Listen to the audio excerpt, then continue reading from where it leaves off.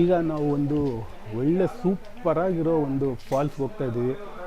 ಬನ್ನಿ ಮುಂದೆ ಹೋಗ್ತಾ ಹೋಗ್ತಾ ಯಾವುದು ಅದು ಫಾಲ್ಸು ಅಂತ ನಿಮಗೆ ತೋರಿಸ್ಕೊಡ್ತೀನಿ. ಜೀಪಲ್ಲಿ ಕುತ್ಕೊಳ್ಳೋದಕ್ಕೆ ಏನಿಲ್ಲ, ಇದು ಮಾಮೂಲಿ ಕುತ್ಕೊಳ್ಳೋದ್ರೆ ಅಂತ ಮಜಾ ಬರೋದಿಲ್ಲ. ಫ್ರೆಂಡ್ಸ್, ಫಾಲ್ಸು ನನ್ನ ಕಣ್ಮುಂದೆ ಇದೆ. ಯಾವ ಥರ ಇದೆ ಫಾಲ್ಸ್ ಅಂದ್ಬಿಟ್ಟು ನಿಮಗೆ ತೋರಿಸ್ತೀನಿ.